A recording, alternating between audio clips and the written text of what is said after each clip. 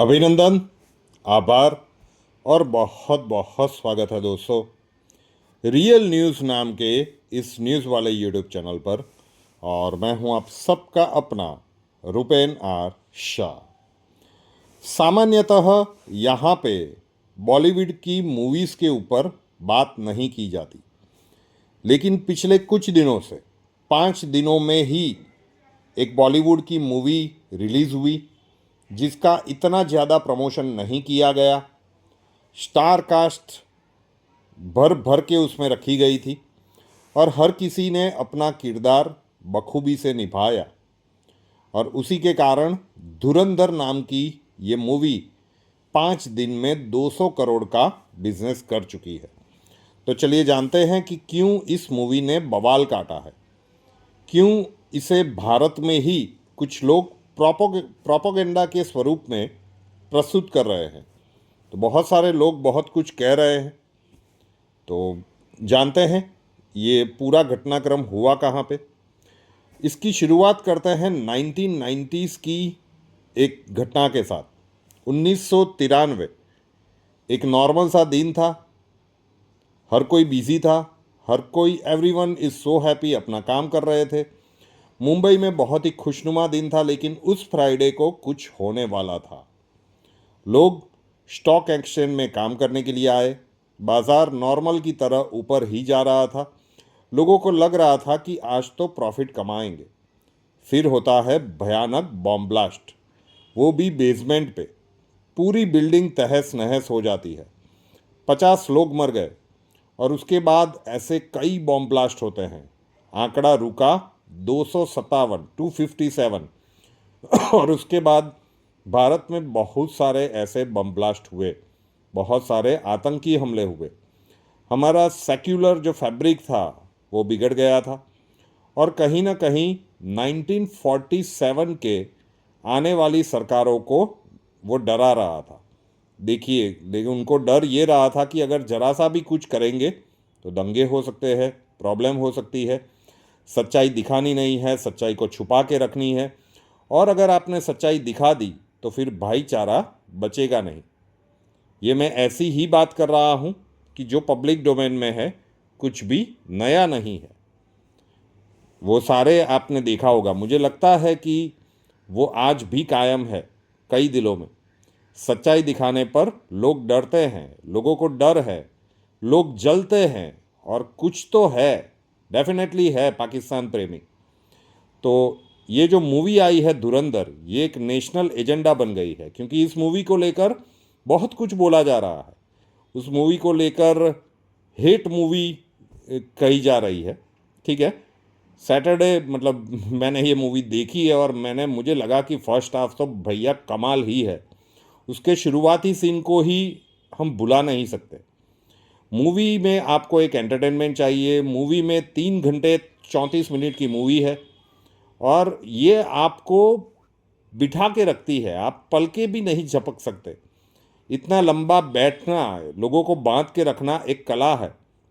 और अगर किसी मूवी में ये चीज़ करने में खरी उतरती है तो वो आपको ज़बरदस्त एंटरटेनिंग देगी, आपको एक्शन देगी, आपको भैया आइटम सॉन्ग भी देगी, प्यार के सीन्स भी दिखाएगी, म्यूज़िक भी देगी, जो लूप पे आप सुनते जाएंगे। अक्षय खन्ना की एंट्री वाला जो म्यूज़िक है ना, लोगों ने ढूंढ लिया है। शादियों में बचेगा इस तरीके का म्यूज़िक है। पुराने गानों पुरानी वाइब्स ये सब भी आपको देगी। स्टोरी कमाल की है, कहानी बढ़िया है, एक्शन तो गजब ही है। हाँ, गाली गलौज थोड़ी सी है, क्योंकि एक्शन नहीं है और स्टोरी आपको बढ़िया रखनी है, तो इस प्रकार की मूवी नहीं बन सकती। तो मूवी तो गजब है, कमाल है, बढ़िया है। ये एक ओल्ड वाइन की तरह है, क्योंकि फर्स्ट हाफ में तो मुझे पर्सनली लगा था कि भाई शुरुआत के 1.5 घंटे तो कमाल ही है, क्योंकि कांधार हाईजैक दिखाया गया है। उसके बाद पार्लियामेंट में हमला का रियल फुटेज इस्तेमाल किया गया है, और फिर रणवीर सिंह की एंट्री, मतलब बिल्कुल एक सच्चाई, एक थ्रिलर जो देश को जानना चाहिए था। बीफ नहीं खाना है और खाना पड़ता है, उसकी आंखों से आंसू बह रहे हैं। छोटी छोटी डिटेल्स पे काम किया गया है बहुत ही बढ़िया तरीके से। कमाल तरीके से आदित्य धर ने ये मूवी बनाई है। फिर सेकंड हाफ आता है। सेकंड हाफ में मूवी डीप करती है, लेकिन बॉस ये ओल्ड वाइन की तरफ है, क्योंकि वो नशा धीमे धीमे चढ़ता ही जाता है। तो ओल्ड वाइन की तरह इस मूवी का नशा धीमे धीमे दर्शकों को ऊपर चढ़ रहा है। एक्टर्स की कमाल की परफॉर्मेंस है, कोई भी हो। फिर आता है सेकंड पार्ट। सेकंड पार्ट में आप देखो, अक्षय खन्ना देखो, संजय दत्त देखो, आर माधवन देखो, रणवीर सिंह तो है। अक्षय खन्ना ने मतलब खा गए हैं रणवीर सिंह को। बहुत सारे लोग उसके ऊपर भी बात कर रहे हैं, कई लोग जानबूझ के इसकी बुराई कर रहे हैं, आइडियोलॉजिकल व्यूज से देखे, ठीक है ना। तो ये मेल्टडाउन क्यों हो रहा है पाकिस्तान में? तो पता है कि भाई पाकिस्तान में इस मूवी से बहुत सारे लोगों को तकलीफ होगी, और उसमें हमें कोई देखने की आवश्यकता नहीं है। बॉलीवुड ने लियारी के ऐतिहासिक तौर पे कराची में जो दिक्कतें हैं ना, वो जहर बलोच अभी भी जिंदा है। वो ज़्यादा खतरनाक था और बहुत ही डेंजरस भी था, लेकिन अब पॉलिटिक्स में है। तो सिंधु देश को लेकर जो प्रॉब्लम हुई है ना, अभी चल रही है, और लियारी हमेशा से वो सेंटर में रहा है जिसके ऊपर ये पूरी स्टोरी बनाई गई है। तो वो सारी चीज़ें कनेक्टिंग वे में बताई गई है, और जो किरदारों का लुक भी है ना, वो कहीं ना कहीं उसी के हिसाब से गेटअप में लिया गया है। वहाँ पे जो सान्याल साहब है, आर माधवन ने जो गेटअप लिया है, कोई भी देख के बता देगा कि ये अजीत डोभाल है। वैसे फिल्म में ये कहा नहीं है कि वो अजीत डोभाल है, लेकिन लोग रिलेट कर पा रहे हैं। तो एक लियारी टाउन एक एरिया हुआ करता था, एक बहुत बड़ा पार्ट, वहाँ पे ट्रेडर्स थे और हिंदुओं का राज था। लेकिन आपको पता है कि उसके बाद पाकिस्तान में क्या हुआ? उसके बाद वो ट्रेडर जो बहुत ही हैप्पी थे, माफ़ कीजिएगा, धीमे धीमे फिर दिक्कतें होती गई, धीमे धीमे प्रॉब्लम्स क्या हुई। फिल्म की कहानी मैं यहाँ पे नहीं सुनाऊंगा। अच्छा है कि आप वहाँ पे जाके देखिए, परिवार के साथ शायद नहीं देख पाएंगे क्योंकि बहुत सारी गाली गलौच है इसमें, लेकिन दिखाना ज़रूरी भी था। वो ब्रूटलनेस दिखानी ज़रूरी थी कि भारतीयों के जासूस के प्रति पाकिस्तान वालों ने किया क्या है, जो अब तक बॉलीवुड में कभी भी नहीं दिखाया गया ना, वो दिखाने की कोशिश की है आदित्य थर ने। उरी नाम की मूवी उन्होंने बनाई थी, क्या गजब मूवी थी, आप सभी ने देखी होगी। तो उसके बाद धुरंधर देखकर तो हम कह सकते हैं कि ये उरी से भी थोड़े से ऊपर लेवल की ही फिल्म है। सच को दिखाना बहुत ज़रूरी है, लेकिन अब जिस प्रकार से ये सच दिखाया गया है, तो फिर डेफिनेटली यहाँ पे जिन चीज़ों को, क्योंकि फेक करेंसी पाकिस्तान में छपती है, वो प्लेट्स वहाँ पे किसने पहुँचाई, यहाँ पे वो हमला हुआ लेकिन सरकार ने कुछ किया नहीं। तो बहुत सारे ऐसे किरदार, मतलब ऐसे घटनाक्रम बिल्कुल ज़बरदस्त दिखाए गए। इसका प्रोमो जब रिलीज़ हुआ था ना, 4 मिनट 5 सेकंड का था, लोगों ने वहीं से ट्रोल करना शुरू कर दिया था कि भाई 4 मिनट का ट्रेलर कौन बनाता है। लेकिन 4 मिनट का वो ट्रेलर देखने के बाद ही पता चलता था कि नहीं भैया, 4 मिनट का ट्रेलर तो बनता है। और मूवी देखने के बाद तो लोग ये भी बात कर रहे हैं कि ट्रेलर भी 10 मिनट का होना चाहिए, ठीक है ना। तो बहुत सारी ऐसी घटनाक्रम हुए हैं। और एक बात तो समझ लीजिए कि अगर आपकी कोई मूवी रिलीज़ हो रही है और कोई उस मूवी की बुराई इंग्लिश में, बहुत ही फ्लुएंट इंग्लिश में कर रहा है ना, लॉजिकल पॉइंट्स के साथ, तो समझ लो कि वो मूवी आपको देखनी ही चाहिए। कुछ डायलॉग्स ऐसे हैं जिसमें आपको लगे कि भाई ये बहुत ही ज़्यादा ब्रूटल है, लेकिन अब जब कहानी के साथ कनेक्ट करोगे तो वो सारे डायलॉग्स आपको फिर सही लगेंगे। तो एक एजेंडा, मतलब ये तो एंटी पाकिस्तान फिल्म है, ये मतलब एक्स्ट्रा नेशनलिज्म है, कुछ वर्ड्स ऐसे यूज़ किए गए हैं। भाई राष्ट्रवाद की परिभाषा क्या होती है? अब भारत देश के लिए कोई जासूस वहाँ पे काम कर रहा है, नेगेटिव किरदार की भी हम बात करें, अक्षय खन्ना, भाई क्या ही गजब ढा रहा है ये बंदा। छावा में औरंगज़ेब को देखकर, औरंगज़ेब को किसी ने देखा नहीं, किताबों में औरंगज़ेब कुछ और ही दिखाया गया था, लेकिन कई सारे लोग मानते हैं कि औरंगज़ेब अगर दिखता होगा तो वो छावा वाले अक्षय खन्ना जैसा ही दिखता होगा। कईयों को तो वो समझते हुए देर लगी थी उस मूवी में कि वो औरंगज़ेब का किरदार अक्षय खन्ना ने निभाया था। प्रोमो में तो बिल्कुल पता नहीं चलता था। इसमें भी रहमान डकैत का जो रोल है, भाई रणवीर सिंह की मेन कैरेक्टर वाली मूवी, और ये भाई साहब अपनी दमदार एक्टिंग पे खा गए हैं पूरी मूवी को। संजय दत्त, अर्जुन रामपाल, आर माधवन, गजब गजब ही है। और बहुत सारी चीज़ें ऐसी दिखाई गई है, इतना सच, इतने कड़वे तरीके से, इतने ब्रूटल तरीके से दिखाया गया है कि उसके कारण यहाँ पे कई लोगों को तकलीफ हो रही है कि भाई ये आप कैसे दिखा सकते हो, भाई क्यों नहीं दिखा सकते। इसमें मोदी विरोधी भी शामिल हो गए हैं बहुत सारी, लेकिन नेशन फर्स्ट भाई। अभी तक आपने कितनी मूवीज़ ऐसी देखी है, सलमान खान की मूवी जहाँ पे आपको लगता है कि भारत की रॉ और वहाँ की आईएसआई, एक बस के ऊपर दो झंडे, एक तरफ भारत का झंडा, एक तरफ पाकिस्तान का झंडा, और ये लोग चाहते हैं कि हम उसे स्वीकार कर लें। फिर बहुत सारी ऐसी मूवीज़ बनी है, सारे की सारी आपको उसी खान सीरीज़ में मिलेगी, ठीक है ना। तो वो प्रोपागेंडा हमारे ऊपर थोपा गया था कि नहीं नहीं ये लोग तो बहुत ही ज़्यादा दिलदार है, इमोशनल है। और वो बजरंगी भाईजान सलमान खान की ही एक और मूवी थी कि जिसमें वो छोटी बच्ची को लेकर जाता है तो वहाँ के लोग उसे कितनी मदद करते हैं।